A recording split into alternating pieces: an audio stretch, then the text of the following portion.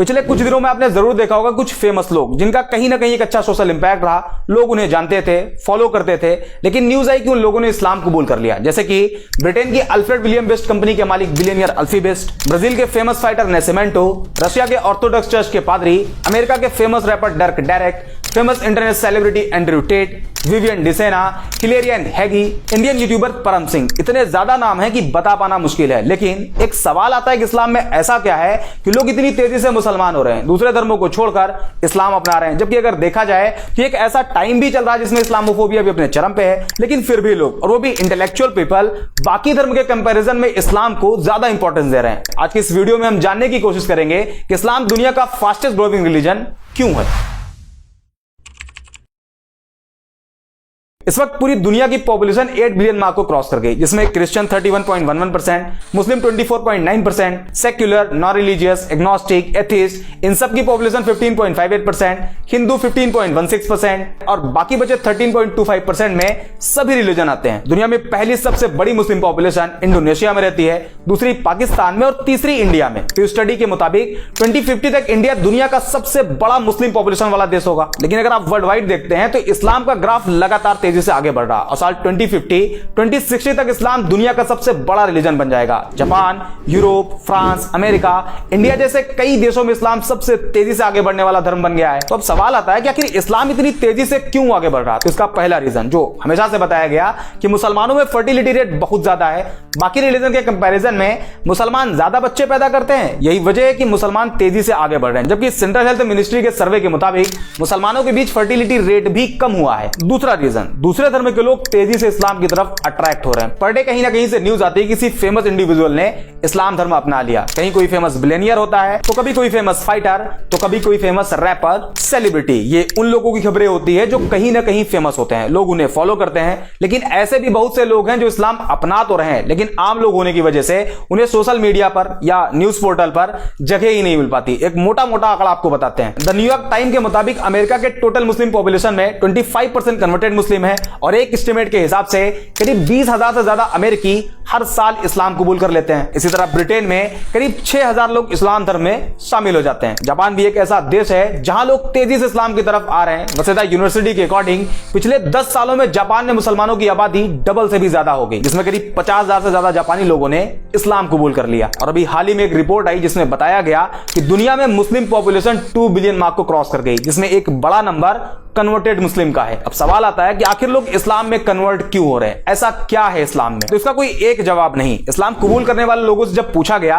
कि आपने इस्लाम क्यों कबूल किया, तो ज्यादातर लोगों ने अलग अलग रीजन बताया। लेकिन एक जो कॉमन रीजन देखा गया वो था कि जब कोई नॉन मुस्लिम किसी ऐसे मुस्लिम के कांटेक्ट में आया जो एक्चुअल मुस्लिम था, इस्लाम के बेसिक्स को फॉलो करता था, तो उसे देख के वो उसकी तरफ अट्रैक्ट होते और इस्लाम के बारे में जानने की कोशिश करते, जिसमें कुछ ऐसी चीजें उन्हें मालूम चलती जो एक नॉन मुस्लिम के लिए बड़ी सरप्राइज होती। For example social equality. बाकी धर्मों में देखा जाता है कि एक इंसान को दूसरे इंसान के आगे काफी नीचा दिखाया गया। जैसे इंडिया में जातियों में बांट दिया गया, उसमें भी कैटेगरी बना दी गई और सबसे कमजोर कास्ट कैटेगरी को शूद्र बताया गया। ऊंची कास्ट के लोग उन्हें अछूत मानते, उनके हाथ का पानी तक नहीं पीते। इसी तरह दूसरे धर्मों में काले गोरे इंसान को लेकर डिस्क्रिमिनेट किया गया, काले लोगों को गुलाम बना लिया जाता, उनकी पिटाई भी होती और उनसे जानवरों की तरह काम भी लिया जाता। ऐसे में जब कोई नॉन मुस्लिम जिसे सोशल जस्टिस नहीं दिया गया था, उसने इस्लाम को पढ़ा और पाया कि प्रॉफिट ऑफ इस्लाम ने किसी बिलाल नाम के काले गुलाम को न सिर्फ आजादी दिलाई, बल्कि आजादी के साथ साथ बाकी मुसलमानों के आगे बिलाल को काबे की छत पर अजान कहने के लिए खड़ा कर दिया। इसके अलावा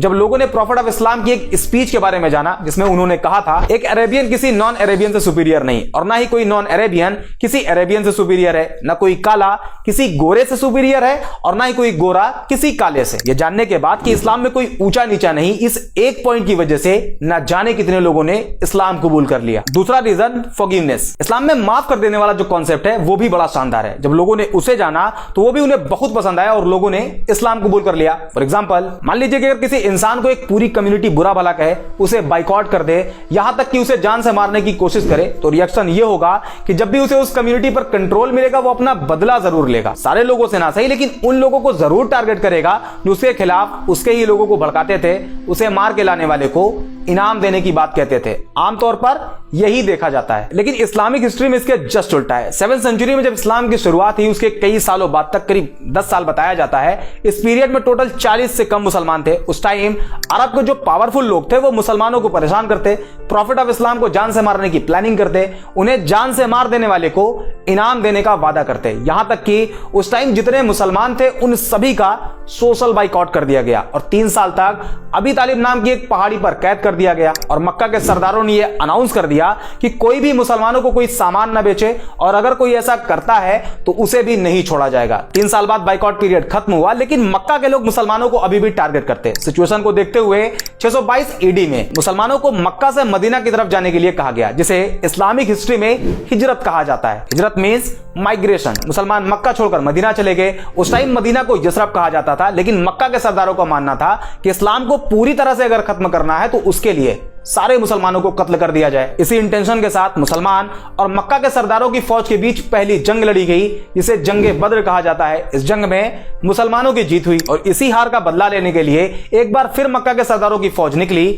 और इस्लाम की दूसरी जंग लड़ी गई, जिसे जंगे उहूद कहा जाता है। लेकिन 10 साल बाद जो मुसलमान मक्का छोड़कर मदीना चले गए थे, वो एक मजबूत ताकत बनकर मक्का में वापसी करते हैं। उस टाइम मक्का के उन सरदारों में यह डर फैल गया कि हमने तो मुसलमानों को बहुत टॉर्चर किया है, प्रॉफिट ऑफ इस्लाम को जान से मारने की कोशिश करी है, आज मुसलमान हमसे ज्यादा पावरफुल हैं और अब वो हमें नहीं छोड़ेंगे। इस डर से बहुत से लोगों ने सरेंडर कर दिया और बहुत से लोग मक्का छोड़कर भाग गए। लेकिन जब प्रॉफिट ऑफ इस्लाम ने अपनी बात कहनी शुरू करी तो लोगों ने जो सोच रखा था वो उसके जस्ट उल्टा था और एक पब्लिक अनाउंसमेंट करी गई कि जिन जिन लोगों ने मुसलमानों को परेशान किया था, मुसलमानों को मारा था, मक्का छोड़कर मदीना जाने के लिए मजबूर किया था, उन सभी को माफ किया जाता है। ये एक सेंटेंस इतना इफेक्टिव साबित हुआ कि जो पहले इस्लाम को खत्म करना चाहते थे उन सभी ने इस्लाम कबूल कर लिया। और आज भी इसका इंपैक्ट इतना ज्यादा है कि जब कोई नॉन मुस्लिम इस्लाम के इस चैप्टर को पढ़ता है तो इस्लाम की तरफ अट्रैक्ट होता है। तीसरा और सबसे बड़ा रीजन है बिहेवियर। आज सोशल मीडिया पर इस्लाम की जिस इमेज को प्रेजेंट किया जा रहा है वो इस्लाम की रियलिटी नहीं। हालांकि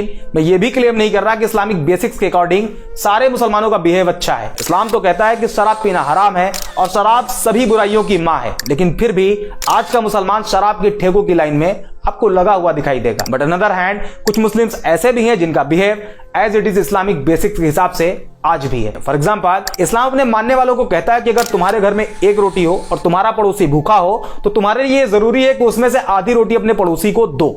इस बात को मेंशन नहीं किया गया है कि पड़ोसी मुसलमान हो तभी दो, बल्कि कोई भी हो, किसी भी रिलीजन को फॉलो करता हो, आपको उसके साथ वैसे ही बिहेव करना है। और आज के टाइम पर जब कोई नॉन मुस्लिम किसी एक्चुअल मुस्लिम के बिहेव को ऑब्जर्व करता है तो वो उसके बिहेव से अट्रैक्ट होता है और ये रीजन इस्लाम को इतनी तेजी से आगे बढ़ने में सबसे बड़ा रोल प्ले कर रहा है। इसके अलावा justice, tolerance, patience, peace, day of judgement और भी बहुत से रीजन है जिस वजह से लोग इस्लाम को बाकी धर्म के कंपैरिजन में ज्यादा प्रेफर कर रहे हैं। और ये जो आजकल बड़े बड़े सेलिब्रिटी इस्लाम एक्सेप्ट कर रहे हैं उसमें इस्लामोफोबिक एडवर्टीजमेंट भी इस्लाम की मदद खूब कर रहा, क्योंकि जब लोग एंटी इस्लामिक क्लेम करते हैं तो इसका इंपैक्ट पॉजिटिव और निगेटिव दोनों तरह से होता है। निगेटिव ये कि नॉन मुस्लिम कम्युनिटी में इस्लाम को लेकर नफरत बढ़ती है, जबकि इसका पॉजिटिव साइड ये है कि लोग उस एंटी इस्लामिक क्लेम को क्रॉस चेक करने के चक्कर में इस्लाम को पढ़ना शुरू कर देते हैं, जिसमें उन्हें अभी बताए गए पॉइंट्स मिलते हैं जो कि क्लेम से रियलिटी बिल्कुल अलग होती है and eventually they accepted Islam. I hope ये वीडियो आपको पसंद आई होगी। अगर हाँ तो लाइक एंड शेयर जरूर कर दें। बाकी मिलते हैं अगले वीडियो में।